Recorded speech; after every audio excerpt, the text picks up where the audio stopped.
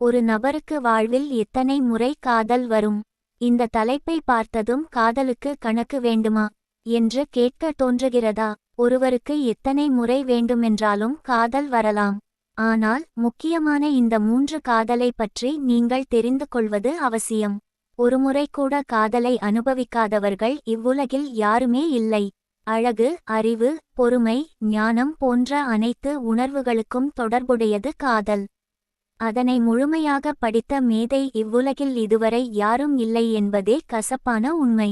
அவரவர்கள் ஒரு விதத்தில் காதலை புரிந்து கொண்டு ஒரு விளக்கம் அளிப்பார்கள்.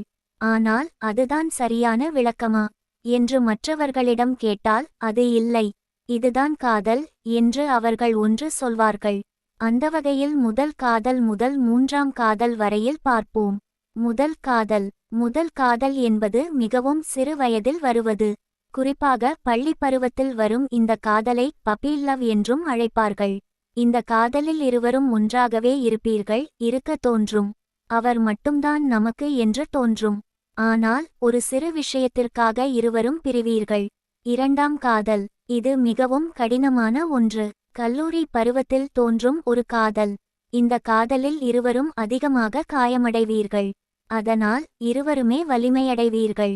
மற்றவர்களை பற்றியே எப்போதும் எண்ணும் நீங்கள் இந்த காதலின்போது உங்களை முதலில் நன்றாக புரிந்து கொள்ள ஆரம்பிப்பீர்கள்.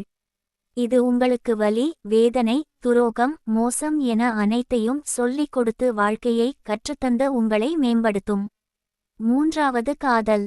இது எந்தவித எதிர்பார்ப்பின்றி, திட்டமின்றி தானாக தோன்றும் காதல். பழைய காதலிலிருந்து கற்றுக்கொண்டவற்றை இங்கு செயல்படுத்துவீர்கள். உங்களின் முக்கியத்துவத்தையும் அவரின் முக்கியத்துவத்தையும் பிரித்து அறிந்து அந்த காதலை முன்னோக்கி கொண்டு போவீர்கள். இந்த காதலே உங்களுக்கு காதலை பற்றி கற்றுத்தரும். இந்த காதலே காலம் முழுக்க உங்களுக்கு துணை நிற்கும். இதுவே 3ஆவது காதல். இந்த 3 காதலே உங்களுக்கு காதலை பற்றிய ஓரளவு புரிதலை ஏற்படுத்தும். ஆனால் சிலரின் வாழ்வில் தேர்ந்தெடுக்கும் மனிதர், சூழ்நிலை ஆகியவை எத்தனை காதல் உங்கள் வாழ்வில் வரும் என்பதை தீர்மானிக்கும்.